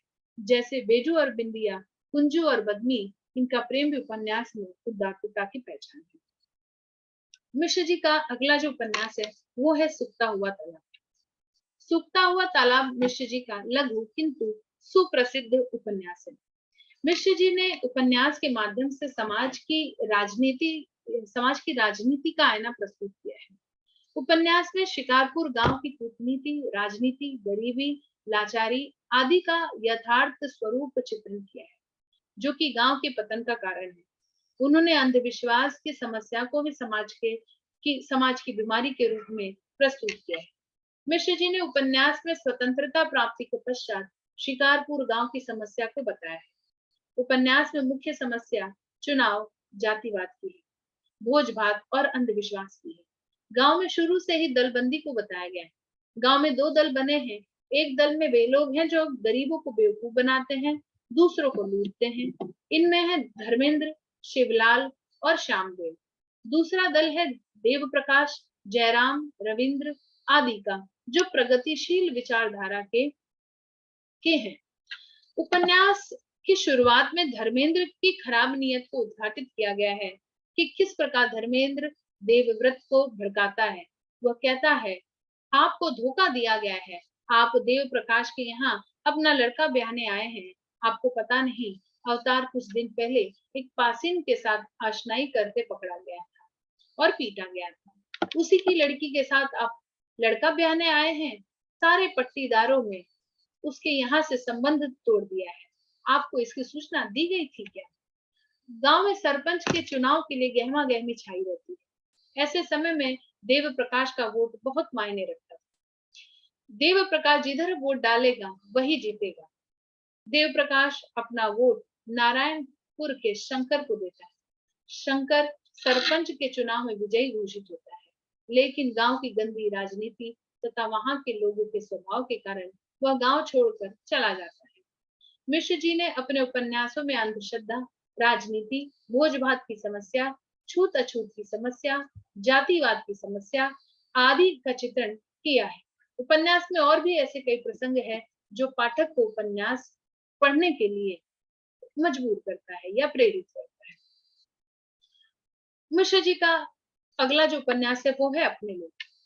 सन 1976 में प्रकाशित यह लेखक का 5वां उपन्यास है। रामदर्श मिश्र जी ने अपने लोग उपन्यास के माध्यम से मनुष्य के मन की पीड़ा बताई है। इस उपन्यास में पूर्वी उत्तर प्रदेश के गोरखपुर जनपद के ग्रामीण जीवन का चित्रण है। उपन्यास में प्रमोद, जो कि एक मुख्य पात्र है, वह दिल्ली के गोरखपुर से आता है और नौकरी के लिए। प्रमोद का गहरा रिश्ता है गोरखपुर से। उसके बचपन की यादें जुड़ी हुई है गोरखपुर से। कुछ ही दूरी पर प्रमोद का गांव भी है। प्रमोद गोरखपुर के शंकर महाविद्यालय में काम करता है। महाविद्यालय की राजनीति और गंदे विचारों को देखकर प्रमोद अत्यंत शुद्ध होता है। वह सोचता है कि इतने पवित्र स्थल पर भी लोग इतनी घटिया किस्म की सोच कैसे रख सकते हैं। प्रमोद को महाविद्यालय में चोट लग जाती है। प्रमोद के पिताजी प्रमोद को देखने आते हैं। अपने साथ रमेश की पत्नी और उसके बच्चों को भी लेकर आते हैं। रमेश की बहू को कुछ बीमारी है, उसे इलाज के लिए प्रमोद के घर ले आते हैं। ना चाहते भी प्रमोद को यह जिम्मेदारी उठाने के लिए तैयार हो जाता है। प्रमोद की पत्नी संज्ञा घर के सारे कामों को दिन भर करती रहती है। रमेश की पत्नी बहाना बनाकर दिन भर बैठी रहती है। प्रमोद की पत्नी सारों कामों का करना अपना कर्तव्य समझती है, इसलिए दिन भर कार्य में व्यस्त रहती है। प्रमोद ये सारे दृश्य देखकर दुखी होता है। ठीक होने पर भी दुलारी गांव नहीं जाना चाहती है, क्योंकि जो सुविधाएं उसे यहाँ मिल रही है वह गांव में नहीं मिलेगी। उपन्यास में और भी ऐसी कई घटनाएं हैं जो प्रमोद को गहरे प्रभावित करती है, जैसे रामविलास को देखकर स्कूल से निकाल देना, वह भी बिना किसी कारण के। बीलाल, मंजरी से प्रेम और मंजरी की माँ को की गंदी सोच, प्रमोद के मित्र की खराब मानसिक स्थिति और कॉलेज में आए दिन भ्रष्ट राजनीति आदि ऐसी घटनाएं हैं जो प्रमोद को अंदर ही अंदर खाए जाती है। प्रमोद सोच में पड़ जाता है कि जब दिल्ली में था तब अपने लोगों की याद आती थी, अब जब लोगों के बीच रहकर वह स्वार्थी प्रवृत्ति के कारण उसे पराया जैसा महसूस हो रहा है। इस तरह लेखक ने उपन्यास के माध्यम से आधुनिक युग के स्वार्थी प्रवृत्ति के बारे में बताया है। रामधनुष मिश्र जी का अगला उपन्यास है वह है रात का सफर। रात का सफर उपन्यास में एक ऐसी स्त्री का चित्रण किया गया है जो विवाह के पश्चात अकेले जीवन बिताने के लिए विवश है। उपन्यास की नायिका ऋतु के माध्यम से लेखक ने अपने आप को आधुनिक बताने वाले दिनेश के कुकर्म के बारे में बताया है। दिनेश का पिता अपने बेटे के चाल ढाल के बारे में जानकारी होने के बावजूद दहेज के लालच में दिनेश का विवाह ऋतु से कर देता है। दिनेश भी अपने गहरे रिश्ते के बारे में ऋतु के पिता से कुछ नहीं बताता या ऋतु से भी कुछ नहीं बताता। ऋतु ससुराल में नौकरानी की तरह सारा काम करती है। ऋतु के पिता ऋतु से मिलने उसके ससुराल आते हैं। ऋतु की दशा देखकर वे अपने आप पर काबू नहीं रख पाते और ऋतु को कुछ दिन के लिए दिल्ली ले जाते हैं। ऋतु अपने पिता को दिनेश के संबंध में बताती है। दिनेश को वे दिल्ली बुलाते हैं। कुछ दिन के लिए ऋतु की जिंदगी में बाहर आ जाती है, किंतु बार बार दिनेश ऋतु से झूठ बोलता है। दिनेश की सच्चाई का पता लगाने के लिए ऋतु स्वयं दिनेश की डिस्पेंसरी जाती है और ऋतु के सामने से झूठ का पर्दा उसी दिन हट जाता है। वह देखती है श्यामा, जो कि एक नर्स है। दिनेश का रिश्ता उसी श्यामा से है। ऋतु उसी वक्त दिनेश से कहती है कि मैं उस श्यामा नामक औरत की छाया भी नहीं सहन कर सकती। लेखक ने ऋतु के माध्यम से नारी की अस्मिता को बल प्रदान किया है। रामधनुष मिश्र जी का अगला उपन्यास है वह है आकाश की छत। आकाश की छत उपन्यास सामाजिक और व्यक्तिगत दृष्टि से अत्यंत महत्वपूर्ण है। हालांकि यह लघु उपन्यास है, फिर भी अपने आप में अत्यंत अर्थपूर्ण है। उपन्यास की शुरुआत में बाढ़ का चित्रण किया गया है। यश उपन्यास का मुख्य पात्र है। वह दिल्ली के एक मोहल्ले में रहता है। एक दिन उस मोहल्ले में अचानक बाढ़ आ जाती है। बाढ़ के परिवेश में यश एक मकान में अकेला रहता है। पानी के स्तर बढ़ने के कारण यश मकान से निकलकर छत पर चला जाता है। छत पर लेटे लेटे वह अपने बीते हुए दिनों को याद करने लगता है। यश के दो बड़े भाई हैं, राम और बद्री। पिता की मृत्यु के बाद यश को बद्री का प्रेम मिला, किंतु राम यश को देखना भी पसंद नहीं करते हैं। यश की पढ़ाई के लिए बद्री सेठ के यहाँ नौकरी करने लगता है। यश पूरी लगन से अपनी पढ़ाई करता है। एक दिन अचानक उसे खबर मिलती है कि बद्री की मृत्यु हो गई है। इस घटना को वह सह नहीं पाता है। उसी दिन से वह वास्तव में अकेला हो जाता है। आगे की पढ़ाई करने के लिए परेशान हो रहता है। तभी उसकी मुलाकात कामरेड और रूपमती से होती है।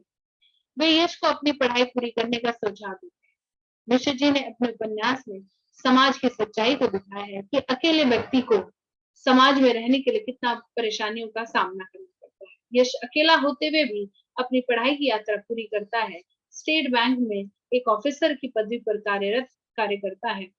यश के जीवन में पिताजी, बद्री भैया, रूपमती, कामरेड जगत और राधा की माँ का लगाव बहुत मायने रखता है, उसे और जो उसे आगे बढ़ने के लिए सहायता प्रदान करता है। मिश्र जी का अगला उपन्यास है वह है बिना दरवाजे का मकान। यह मिश्र जी का 8वां उपन्यास है। बिना दरवाजे का उपन्यास बिना दरवाजे का मकान उपन्यास में मिश्र जी ने सर्वहारा या शोषित वर्ग की मुसीबतों को दीपा के माध्यम से बयां किया है। दीपा उपन्यास का केंद्र बिंदु है। किस तरह एक औरत दुनिया की बुरी नजर से अपनी इज्जत और अपने घर को बचाती है, उसके बारे में बताया। यही उपन्यास का केंद्र में इस कथा को रखा गया है। उपन्यास की दीपा एक कर्मशील पतिव्रता पत्नी है जो पूरे लगन से अपने परिवार का देखरेख करती है। पति के अपाहिज होने के बाद दीपा अकेले ही सभी जिम्मेदारियों का निर्वहन करती है। दीपा महार की लड़की होने के बावजूद उच्च वर्ण के परिवार के बच्चों की तरह पढ़ने पढ़ाने की लालसा रखती है। वह स्कूल में दाखिला भी लेती है, लेकिन रूपन सिंह जैसे लोगों के कारण उसकी पढ़ाई बीच में ही बंद कर दी जाती है। उसका विवाह बहादुर से कर दिया जाता है। ससुराल में अत्याचार के कारण बहादुर उसे दिल्ली शहर में ले आता है। कुछ दिनों के बाद बहादुर एक दुर्घटना का शिकार होकर अपाहिज हो जाता है। दीपा दिन रात मेहनत करके अपने पति का इलाज करवाती है। मेहनत मजदूरी करने के बाद भी दीपा की जिंदगी दिन ब दिन बदतर बनती जा रही है। खुद का घर बनवाने के लिए लोगों से दीपा कर्ज लेती है। कर्ज समय पर न चुकाने के कारण मालिक मालकिन उसे बुरा भला सुनाते हैं। पति के अपाहिज होने के कारण लोग उसे गलत नजरों से देखते हैं। दीपा को पहले पैसे का लालच देकर उसे अपनाना चाहते हैं, किंतु गलत मार्ग से पैसे कमाना और दुष्ट व्यक्तियों की सहायता लेना उसके उसूलों के खिलाफ है। वह अन्य औरतों जैसी फालतू बैठकर एक दूसरे से कानाफूसी नहीं करती, अपने काम से काम रखती है। कठिन से कठिन समय में दीपा अपनी हिम्मत नहीं हारती। दूसरों के घरों में बर्तन मांजने का काम करती है, लेकिन अपनी इज्जत पर आंच नहीं आने देती। घर के मालिक से उधार लेकर एक मकान तो बना लेती है, लेकिन दरवाजा लगाने के लिए उसके पास पैसे नहीं जुटते। दीपा की कई इच्छाएं हैं कि वह माँ बने, उसके घर में दरवाजा लग जाए, लेकिन वह लालसा मन तक ही सीमित रहती है। पति की बीमारी के कारण न तो वह माँ बन सकती है और न ही उसके घर में दरवाजा लग सकता है। दीपा कहीं न कहीं बसंत को पसंद करती है। वह अपने आप को पूरी तरह से समर्पित करने के लिए तैयार भी हो जाती है। दीपा को शारीरिक भूख बार बार सताती है, किंतु केवल शारीरिक भूख के कारण ही वह बसंत को पसंद नहीं करती, बल्कि और भी ऐसे कई कारण हैं।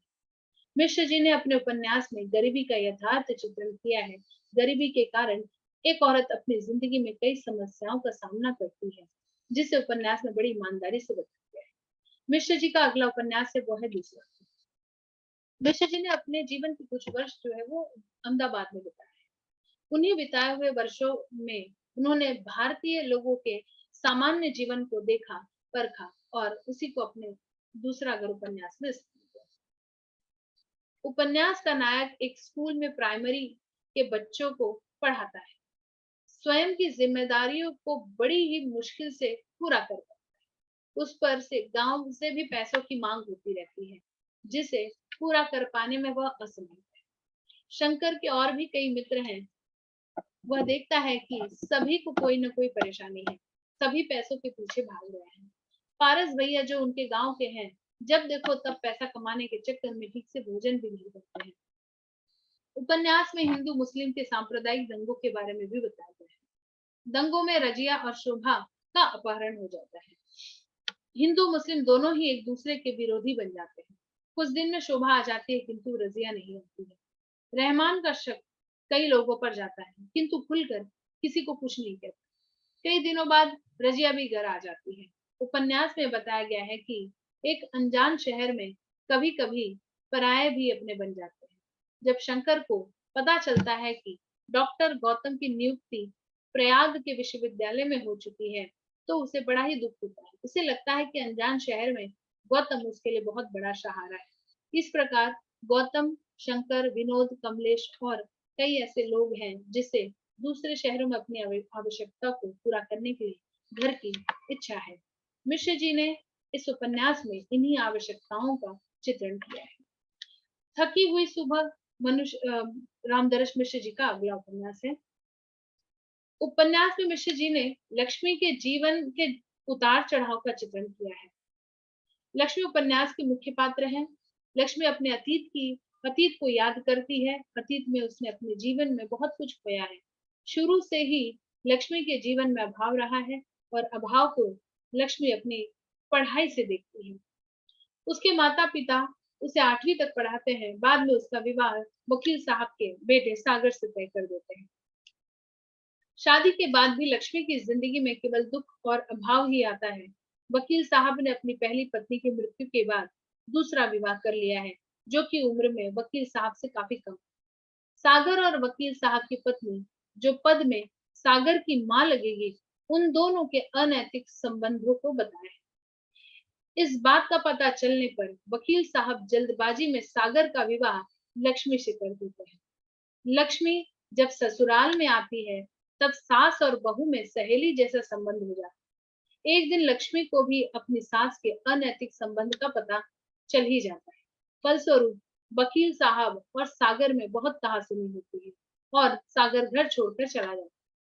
कुछ दिनों बाद वकील साहब की भी मृत्यु हो जाती है। तिरही के बाद घर की संपत्ति को लेकर विवाद प्रारंभ होता है। लक्ष्मी अपने गांव वापस आती है और अपनी पढ़ाई फिर से शुरू करती है। मास्टर जी के कहने पर लक्ष्मी को नॉर्मल ट्रेनिंग का जिम्मा रामधन मिश्र उठाते हैं। रामधन लक्ष्मी की बहुत मदद करते हैं। उसी दौरान लक्ष्मी की मां की भी मृत्यु हो जाती है। लक्ष्मी के मना करने पर भी रामधन अपना समझकर लक्ष्मी की मदद करते रहते हैं। रामधन की पत्नी उमा लक्ष्मी को बहुत कुछ उल्टा सीधा सुनाती है, उसे अपशब्द भी कहती है, किंतु लक्ष्मी उसे कुछ नहीं कहती है।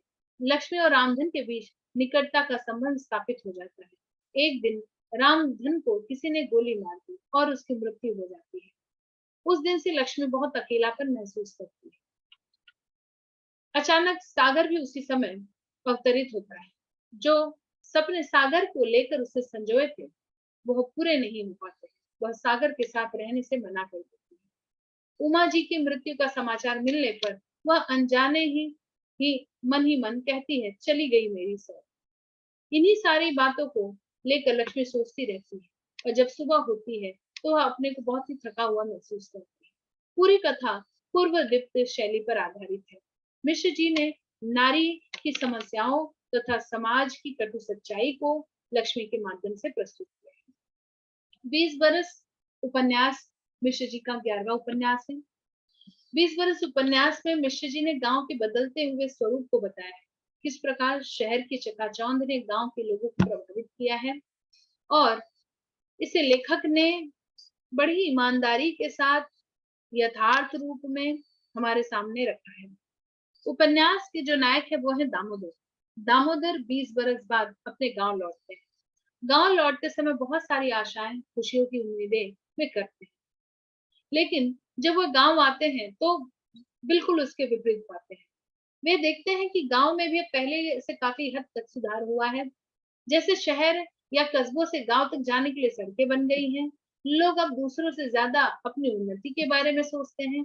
गांव में त्योहारों को मनाने का अपना एक अलग ही अंदाज हुआ करता था, किंतु अब वे त्योहारों और परंपराओं के प्रति उदासीन होते जा रहे हैं। दामोदर को मंजुल बताते हैं कि इसलिए किया जा रहा है ताकि लोगों की फसलों को नुकसान न हो। अब उन्हें अपने 30 त्योहारों के प्रति आदर भाव नहीं रहा है।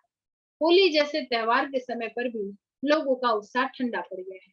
उपन्यास में लोगों की स्वार्थी प्रवृत्ति को बताया गया है कि लोगों की सोच केवल अपना काम निकलवाने से ही है। दामोदर जब अपना आखिरी दिन गांव में बिताते हैं, तभी उनसे मिलने के लिए कई लोग आते हैं। उस मिलने में केवल स्वार्थ को बताया गया है। जो मंदिर के नाम पर पैसे ऐंठते हैं, जो उनसे सूद पर पैसे मांगने आते हैं, नेता नुमा व्यक्ति जो दामोदर के जरिए प्रेस के माध्यम से अपना प्रचार करवाना चाहते हैं, आदि ऐसी घटनाएं हैं जिसे दामोदर देखकर क्षोभ महसूस करते हैं। उपन्यास में निम्न वर्ग के साहस के बारे में बताया है। उसे विकास के बारे में बताया गया है। मंजुल के द्वारा ऊंची जाति के प्रति विद्रोह, जो दलितों पर अत्याचार करते हैं, जो उन्हें इस्तेमाल करना जानते हैं। नारी शिक्षा और साहस को मिश्र जी ने उजागर किया है। जो कार्य गांव के पुरुष करने से कतराते हैं, वो कार्य वंदना जैसी नारी कर दिखाती है। मिश्र जी गांव की स्वार्थपरता, आधुनिकता के नाम पर गलत कार्य करना, गांव की बदलती सोच को अपने उपन्यास में बताया। मिश्र जी का अगला उपन्यास है, वह है परिवार। मिश्र जी ने उपन्यास में एक ऐसे आदर्श परिवार को दिखाया है। परिवार के परिवार में के उपन्यास में कुल 4 सदस्य हैं। काशीनाथ, उनकी पत्नी सत्या और शंकर, चारों ही आदर्शता का पालन करते हैं। काशीनाथ अपने बारे में कम और दूसरों के बारे में ज्यादा सोचते हैं।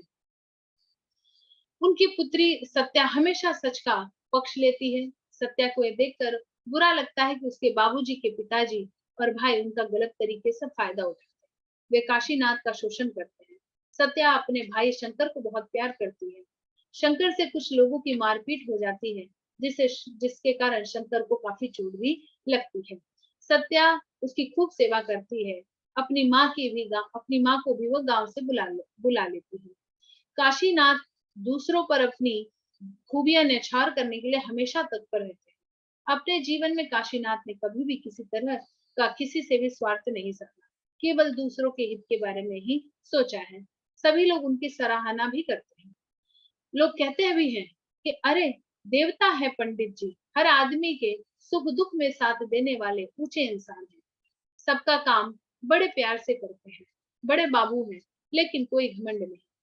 सत्या जब गर्भवती थी तो उसे पता चलता है कि उसकी माँ की मृत्यु हो गई।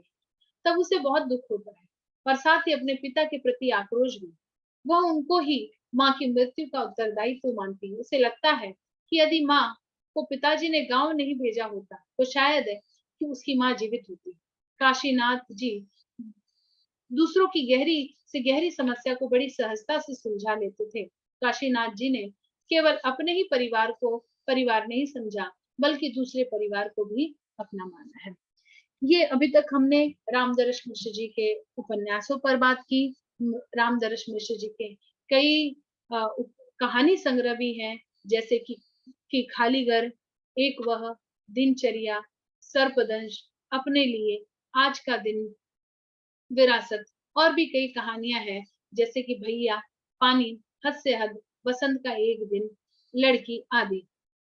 रामदरस मिश्र जी के द्वारा कई निबंध भी लिखे गए हैं। निबंध संग्रह है जिसके नाम है कितने बजे हैं, बबुल और कैक्टस, घर और परिवार। रामदरस मिश्र जी के कई समीक्षात्मक ग्रंथ हैं।